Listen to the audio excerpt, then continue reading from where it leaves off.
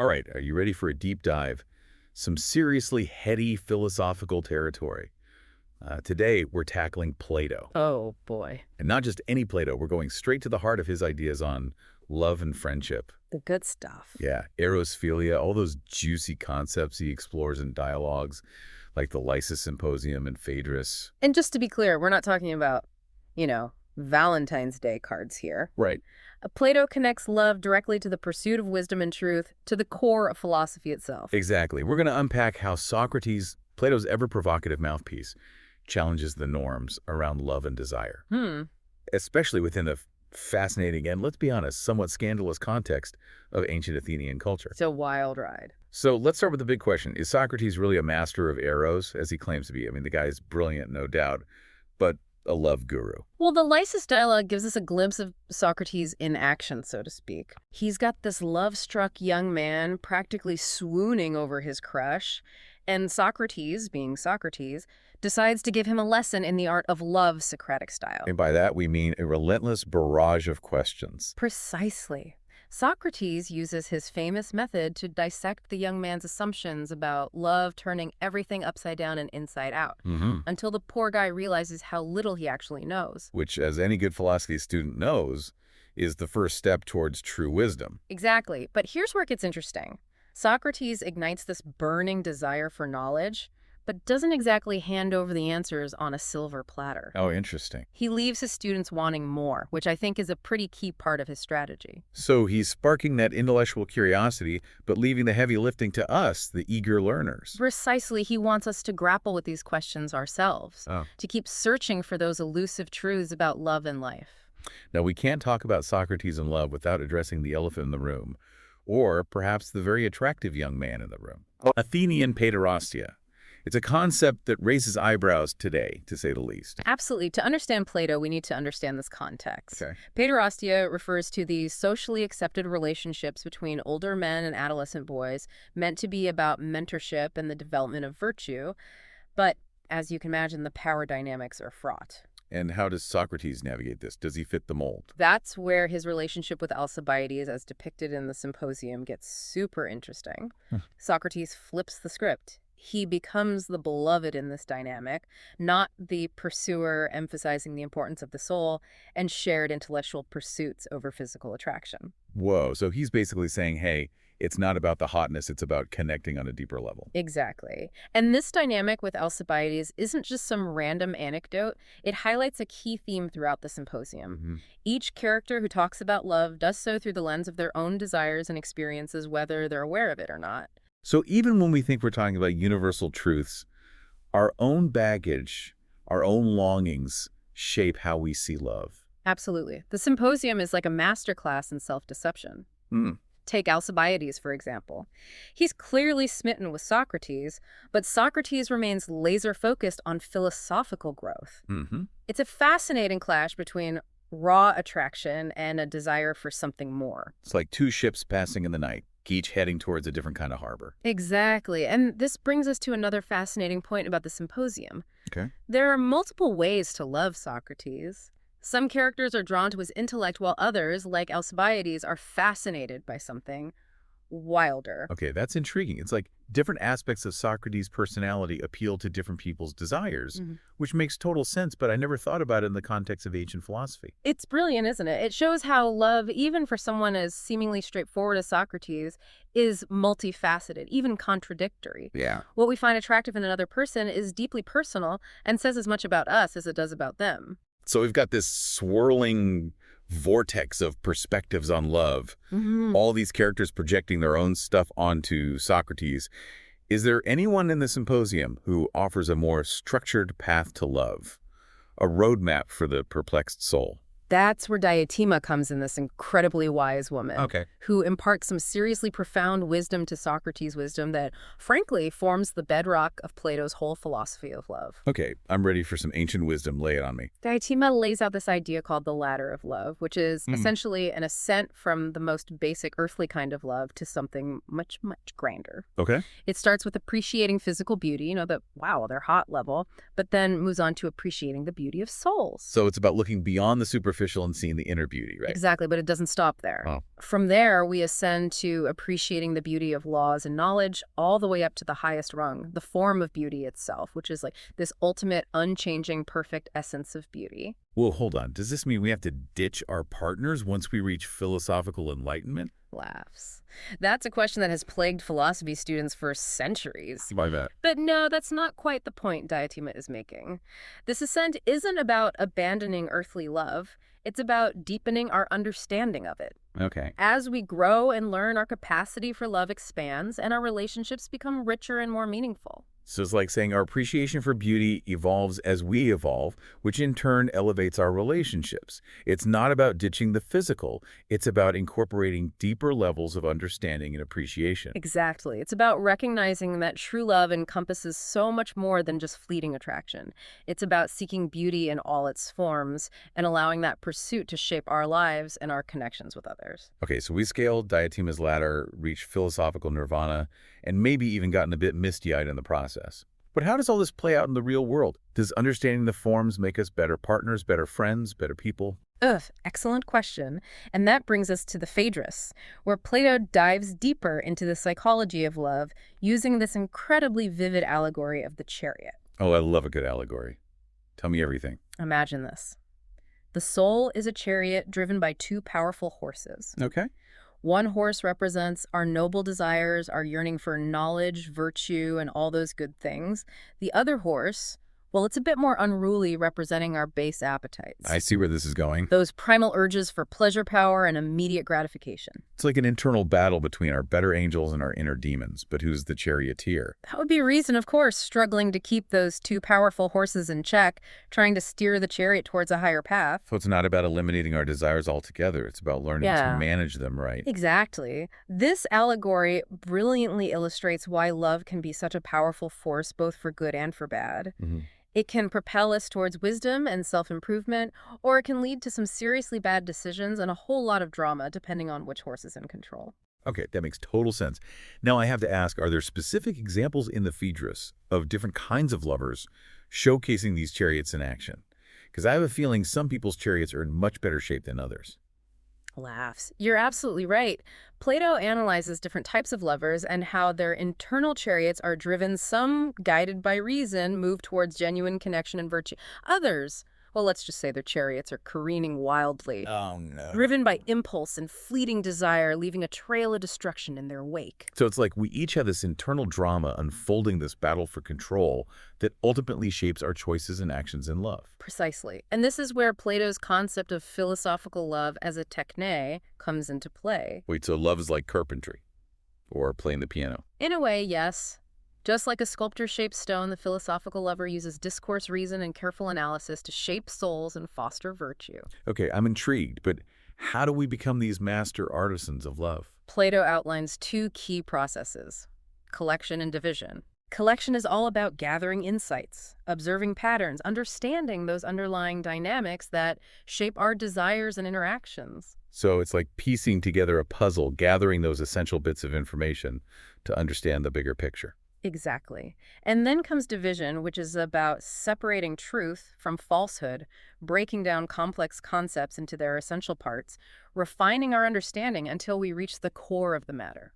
So we're applying these philosophical tools not just to abstract ideas, but to our very relationships, our desires, our understanding of ourselves and others. Precisely. It's about dissecting those messy, complicated dynamics that we all experience in love, using reason and dialogue as scalpels to reveal the truth beneath the surface. Wow, Plato really doesn't mess around, does he? He's like, hey, if you want to truly understand love, you better be prepared to do the intellectual work. Laughs. There's no shortcut to wisdom, my friend. And speaking of intellectual work, in the next part of our deep dive, we're going to explore how Plato connects love to the art of rhetoric, to the power of persuasion, and sharing those hard-won insights with others, because philosophical love isn't just about solitary contemplation. Right. It's about creating a ripple effect, inspiring others to embark on their own journeys of discovery. I'm ready for round two. But before we dive back in, what are some of the key takeaways you think our listeners should be pondering as we head into this next part of the deep dive? I think it's important to remember that Plato isn't offering easy answers. Hmm. He's challenging us to examine our assumptions about love, to recognize the interplay between our desires and our pursuit of truth, and to consider how self-knowledge plays a crucial role in shaping our relationships. So it's not just about finding the right person, it's about becoming the right person ourselves. Exactly. It's about becoming the kind of person who is capable of experiencing love in all its complexity and beauty. Deep stuff. Plato deep stuff. Welcome back to our deep dive into Plato's philosophy of love. Okay, so before the break, we were getting into this really fascinating idea of love as a techne, a craft to be mastered. And what I find so compelling about this concept is that it connects love directly to the pursuit of knowledge and self-improvement. It's like saying love isn't just this passive feeling that washes over you. It's something you actively cultivate, something you work at. Precisely. And that work involves those two key processes. Plato outlines collection and division, the tools of the philosophical artisan, so to speak. Right, those were intriguing. Remind us, how do those work again? Well, think of collection as gathering those essential puzzle pieces. It's about observing patterns in our own lives and in the world around us, recognizing those recurring themes and underlying dynamics that shape our desires and relationships. So it's like stepping back and taking a more objective look at our experiences, trying to see the forest for the trees. Exactly. It's about recognizing those blind spots, those unconscious patterns that we often fall into when it comes to love. And once we've collected enough insights, we move on to division. Which is where we break out the philosophical scalpel, right? Precisely. Division is about dissecting those complex emotions and motivations, separating truth from falsehood, and refining our understanding until we reach the core of what's really driving us. So it's like saying, okay, I'm feeling attracted to this person, but what is it about them that I'm truly drawn to? Is it their soul, their character, their shared values? Or am I just caught up in some superficial fantasy? Exactly. And this process of rigorous self-examination isn't always easy or comfortable, but it's essential for cultivating those higher forms of love that Plato is talking about. It's like we're peeling back those layers of illusion to get to the heart of what truly matters. But it's interesting because so much of our modern understanding of love is tied to this idea of romantic passion, this almost uncontrollable feeling. And Plato would argue that that's precisely where we go wrong. True philosophical love isn't about being swept away by fleeting emotions. It's about grounding our affections in reason, virtue, and shared pursuit of those higher ideals. So it's about making conscious choices in love, rather than simply being at the mercy of our impulses. Exactly. And this brings us to another key point Plato makes in the Phaedrus, the connection between philosophy and rhetoric. Okay, now that's intriguing. How does the art of persuasion fit into all of this? Well, Plato argues that true philosophical love isn't just about solitary contemplation. It's about sharing those hard-won insights with others, about inspiring them to embark on their own journeys of self-discovery. So it's like saying, hey, I've been on this incredible intellectual adventure and I want to bring you along for the ride. Exactly.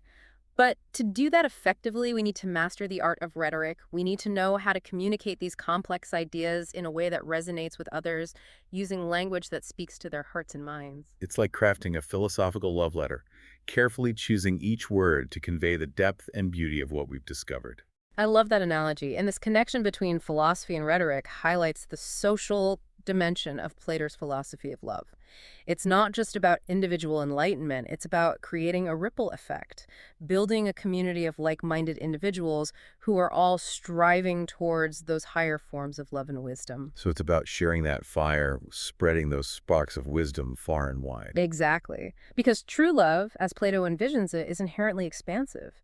It seeks to connect, to elevate, and to inspire others to reach their full potential. Now, we've been talking a lot about these higher forms of love, but I'm curious, how do we distinguish between that and those more fleeting, superficial forms of attraction that we all experience? How do we know if we're on the right path? That's a question that has probably tormented many a lover throughout history. Right, because sometimes it's hard to tell if we're genuinely drawn to someone for who they are or if we're just caught up in a whirlwind of infatuation and projection. Absolutely. And I think one key difference lies in the object of our affection in those more superficial forms of attraction. We're often fixated on external qualities, beauty status possessions, or even just the thrill of the chase. It's like those horses in the chariot allegory are running wild, driven purely by base Okay, appetites. that imagery is really helpful. So in those cases, reason's been thrown from the chariot entirely, and we're just careening wildly toward whatever shiny object catches our eye. Exactly. But in true philosophical love, the focus shifts to those internal qualities, virtue, wisdom, kindness, a shared passion for those things that endure beyond the realm of appearances. It's about recognizing the beauty of another soul and allowing that recognition to guide our actions. So in a sense, it's about becoming discerning lovers, learning to look beyond the surface and see the true essence of a person. Precisely. And this requires a level of self-awareness and honesty that can be quite challenging. We have to be willing to ask ourselves those tough questions. What am I truly drawn to in this person? Is this connection rooted in something real, something substantial, or am I just chasing a fleeting fantasy? It's about aligning our desires with our values, making sure those horses are pulling the chariot in the right direction. Exactly. And this process of aligning our desires and values brings us back to the lysis, which we haven't touched on in a while the symposium focuses primarily on Eros. The lysis delves into the nature of friendship philia and its connection to love. Okay, so how does Plato see friendship fitting into this whole puzzle? Is it a stepping stone on the ladder of love, or is it something entirely different? That's one of the central questions Socrates grapples with in the Lysis. He explores this age-old dilemma. Is true friendship based on similarity, on finding those who are like us in temperament and outlook? Or is it about finding those who complement our strengths and weaknesses, those who challenge us to grow? It's like that saying, birds of a feather flock together versus opposites attract. Which side does Plato come down on? Well, through a series of, you guessed it, relentless questions, Socrates ultimately concludes that true friendship transcends both similarity and difference. It's not about finding someone who's our mirror image or who perfectly fills in our missing pieces. It's about connecting on a deeper level, recognizing a shared pursuit of the good, a mutual desire to become better versions of ourselves. So true friendship is about encouraging each other's growth, inspiring each other to reach those higher levels of understanding and virtue. Precisely. And in a way, it's like those two horses in the chariot allegory working in harmony to pull the soul towards wisdom and excellence. I knew you'd find a way to tie it back to the chariot, but that actually makes perfect sense. It's about finding that balance, that synergy between our different desires and aspirations, both within ourselves and in our relationships with others. Exactly. And this brings us to a topic that often sparks debate among Plato scholars. The role of physical attraction in philosophical love. Can we truly have a love that transcends the physical? Or are those two things inextricably intertwined? Okay, yeah, that's a big one because on the one hand, Plato talks about ascending to this realm of pure beauty, which seems to suggest leaving the physical behind. But on the other hand, he's writing about Eros, which definitely has that element of desire. And the symposium itself is all about a bunch of guys having a very wine-fueled discussion about love. It's not exactly a monastery, so how do we reconcile these seemingly contradictory ideas? Right, because it feels like dismissing the physical entirely would be denying a fundamental part of human experience, especially when it comes to love. And I think that's where some interpretations of Plato go astray, while he certainly emphasizes the importance of transcending those purely base animalistic desires. I don't think he advocates for a complete rejection of the physical. It's not about becoming some kind of disembodied spirit. So it's not about denying our physicality. It's about understanding its place in the grand scheme of things. Exactly. And in the context of paiderastia, which again we have to view through a very specific cultural lens, Plato seems to suggest that physical attraction can actually serve as a catalyst for the pursuit of higher forms of love. It's like that initial spark, that visceral draw can ignite a fire that ultimately leads to a much deeper, more meaningful connection. It's like saying, okay, I acknowledge this physical attraction, but I'm not going to let it define the entire relationship. I'm going to use it as fuel for a journey of self-discovery and shared growth. Precisely. And that journey requires discipline, self-awareness, and a willingness to challenge those societal norms that often equate love with purely physical desire. It's about reclaiming the true meaning of love, recognizing its potential to inspire us, transform us, and connect us on a level that goes beyond the superficial. Beautifully said, and this is a message that remains incredibly relevant today as we navigate a world saturated with images and messages that often reduce love to fleeting encounters and instant gratification. It's like we've forgotten that love can be this incredible force for good, this driving force behind our pursuit of knowledge, beauty, and connection. But Plato is here to remind us that it's all possible if we're willing to do the work. And that work, as we've been discussing, involves cultivating those essential skills of collection and division, mastering the art of rhetoric, and recognizing the profound connection between love and friendship. All right, we've covered a lot of ground in this part of our deep dive, but there's still one crucial piece of the puzzle we need to explore: the way Plato uses different dramatic forms, tragedy, comedy, and even satyr play, to illuminate the complexities of love and relationships. That's right, because Plato isn't just a philosopher, he's a master storyteller. And in the final part of our episode, we'll delve into the symposium's structure as a drama, uncovering those hidden layers of meaning and seeing how those different genres reflect the multifaceted nature of love itself. I'm ready for the grand finale. Let's do it. All right, we're back for the final act of our Platonic deep dive. We've explored Eros Philia, that wild chariot ride of the soul, and so much more. And now we're stepping into the symposium itself, not just as a philosophical text, but as a carefully constructed drama, a stage where Plato's ideas about love come to life. This is where things get really meta, right? Yeah. Because Plato is using these different dramatic forms, tragedy, comedy, even those slightly scandalous satyr plays, to mirror the very nature of love itself. Exactly. And by weaving these genres together, he's suggesting that a truly wise person, a true master of love, needs to understand and appreciate the full spectrum of human experience. Yeah. Not just the idealized, perfect version of love that we often see in those cheesy romantic comedies. It's like he's saying, hey, life is messy, unpredictable, full of laughter, tears, moments of grace, and moments of utter absurdity, and love, being an essential part of the human experience, reflects all of that. Precisely to grasp Plato's vision, we need to see the symposium as this microcosm of life, this carefully staged performance where each character plays a specific role. Okay. And the dialogue itself shifts and transforms as the night progresses. Okay, I'm loving this theatrical metaphor.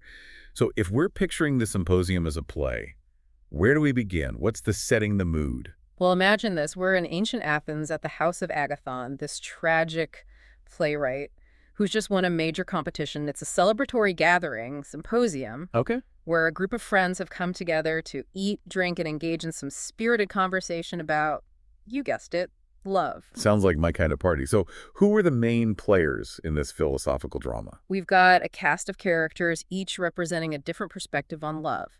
There's Phaedrus, who kicks things off with a somewhat romanticized view of Eros, Pausanias, who offers a more pragmatic, rule-bound approach, Eryximachus, the doctor, who sees love through the lens of balance and harmony. And then there's Aristophanes, right? The comic playwright who always has a way of turning things upside down and making us laugh. Exactly. His speech is a classic example of how Plato uses humor to convey profound insights. Aristophanes tells this wild myth about how humans were originally these spherical beings Wait, what? with 4 arms, 4 legs, and 2 faces, until Zeus, in a fit of jealousy, split them in half, leaving us forever searching for our other half. It's a hilarious image, but it also points to this deep longing for connection, this desire to find that missing piece of ourselves. Precisely. And this longing, according to Aristophanes, is the driving force behind love, this primal urge to reunite with our lost soulmate. Okay, so we've got this lighthearted, almost comedic energy flowing through the first part of the symposium. It's playful, witty, full of those sparkling Athenian bon mots, but then enter Socrates. Ah, yeah, Socrates, his arrival marks a turning point in the dialogue, a shift from the superficial to the profound, from comedy to something deeper. It's like the moment in a play when the music changes, the lights dim, and the audience leans forward in anticipation. Exactly. Socrates' true to form challenges the assumptions of the previous speakers, using his relentless questioning to expose the flaws in their reasoning. And then he introduces us to Diotima, right? Yeah. This mysterious and wise woman who guides him and us towards a higher understanding of love. Precisely, Diotima's speech is the heart of the symposium. It's where Plato lays out his most profound ideas about the ascent to beauty itself, that latter we talked about earlier, moving from the love of physical forms to the love of soul's knowledge, and ultimately the form of beauty. It's a powerful moment, this realization that love can be so much more than just fleeting attraction. It can be this driving force behind our pursuit of wisdom, truth, something that transcends our limited earthly perspective. Exactly, and it's through Diotima's teachings that Socrates, and by extension we, the readers, begin to grasp the true nature of Eros, not as a simple desire for possession, but as this yearning for something higher, something that nourishes the soul. Okay, so we've reached this peak of philosophical insight, this glimpse into the eternal realm of forms. But then Plato throws us a curveball, right? Yeah, yes, the Alcibiades moment. Alcibiades, the charismatic, somewhat notorious Athenian statesman known for his shall we say, passionate nature. Precisely, his arrival disrupts the philosophical serenity of the symposium. He bursts in, drunk and full of boisterous energy, and proceeds to deliver this impassioned speech about his love for Socrates.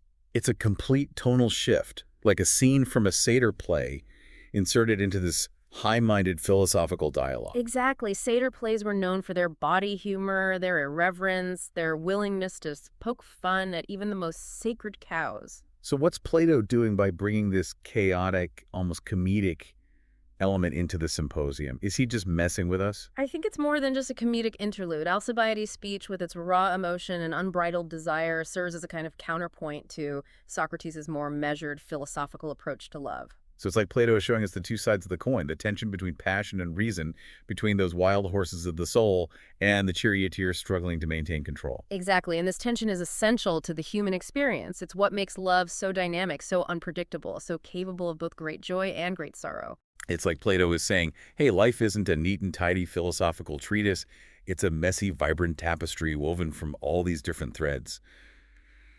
Joy, sorrow, passion, restraint, wisdom, folly, and to truly understand love, we need to embrace it all. Precisely, and by incorporating these different dramatic forms, these different perspectives on love, Plato challenges us to move beyond those simplistic binaries, those easy answers, and recognize the inherent complexity of the human heart. Wow, Plato really packs a punch, doesn't he? He's not just giving us philosophical concepts. He's giving us a lived experience, a glimpse into the messy, beautiful reality of love in all its forms. And that's the brilliance of his work. He's not just telling us what to think, he's inviting us to feel, to question, to grapple with these timeless dilemmas that continue to shape our lives today. This deep dive has been quite a journey. We've explored love as a technique scale. Yeah. Diotima's ladder wrestled with those unruly chariot horses. Right? And witnessed the dramatic interplay of tragedy, comedy, and satyr play. And I hope along the way you've gained a deeper appreciation for the enduring power of Plato's ideas and how they continue to speak to us across the centuries. Absolutely. So, as we wrap up our exploration, what's the one takeaway you'd like our listener to carry with them? I think it's essential to remember that love, as Plato envisions, it isn't a destination, but a journey. A journey of self-discovery, growth, and ever-deepening understanding. It's about recognizing the beauty in all its forms, cultivating virtue in ourselves and others, and embracing the full spectrum of human experience. Beautifully said, and as you continue your own journey, remember Plato's words. Let us ever pursue the good both in ourselves and in others. Wise words indeed. Until next time, keep seeking wisdom, keep exploring, and keep your chariot horses in check.